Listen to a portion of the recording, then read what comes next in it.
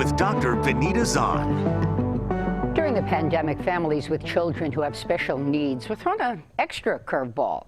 Now imagine the challenge for residents in group homes. Well, that's what Wildwood Programs have been dealing with and managing.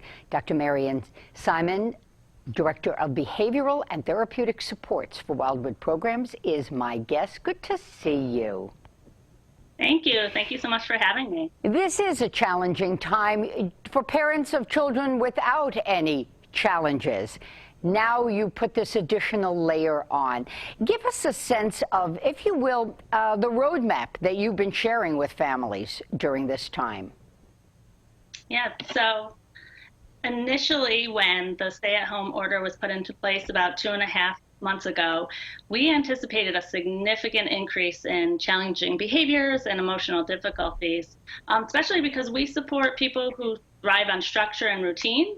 So as day programs closed, schools were closing, we told people living in our community residences and supportive apartments that they have to stay home, that they couldn't visit with their families, or family members couldn't come, could no longer enter into our residences. As an agency, we came together to really come up with a plan for supporting everyone through this unprecedented time. One of the key things is we knew that focusing on the connection between individuals, staff, and families was really going to be key. So some of the supports we put into place, initially our social workers reached out to each and every family that we have in order to just hear their concerns, hear their fears, and reassure them that we really will all get through this because we're all in it together. So it becomes support for the support providers. Exactly, yeah. And then what are you hearing back, you know, from the families as you've reached out to them to help them out? I think they've had great confidence in Wildwood. We've had long-lasting relationships with many of our families since we are a family-created agency. So I think just knowing that we are there, our clinical staff are there to support people, our DSPs have been phenomenal. They have been connecting with families as well. So they just were reassured that, you know what, we're going to continue to provide the best care and supports possible for their loved ones. We ran a story a couple of days ago. It was a family, reporter Jill Konopka did it, and the mom was pretty much at wit's end in many ways because the behaviors 24/7 with a loved one are challenging, and having the energy and the tools to be supportive for everyone is tiring. It's not that you don't love them, it's tiring. Mm-hmm.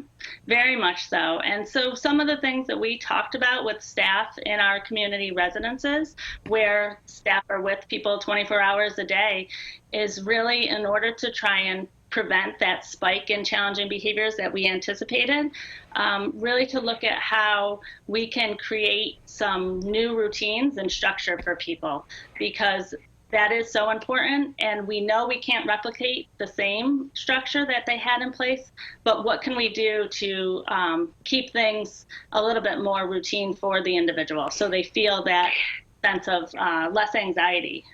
And how does one do that? Because, you know, yes, we are opening. Hopefully it continues to go in this direction. There's a potential that it won't. So the takeaway for these families. Yeah, just really looking at the things that your children or your loved ones enjoy doing, trying to set up meal times structured. And it's really hard because people are also trying to work at the same time from home. Building in just activities using a lot of visual supports. We do that here at Wildwood. So our clinicians or our behavior support specialists will have tools, visual schedules. So an individual who is on the autism spectrum disorder can look at that visual schedule and know what's expected of them, know what the day is going to look like. That definitely helps to reduce any sort of anxiety about the day, and presetting people for any sort of changes. We've used a lot of social stories, which are visual, written out stories that explain the expectation of any task. So our clinicians have created these to help individuals understand what COVID-19 is, to understand why people are now wearing masks everywhere you go, because that's really challenging for an individual who may not understand what's going on. And I'm sorry, I was going to say, then there's a good takeaway for all families with young children Exactly. who are having a tough time now. Dr. Marian Simon, Director of Behavioral and Therapeutic Supports for Wildwood Programs, thanks so very much. And for those who don't know, and you referenced it, Wildwood was started by a mom, basically, who had a child, who has a child now grown, who needed support. And we continue to support. Yeah. Marian, thanks so very much. And thank you for checking out this edition of Health Beat. We'll see you next time.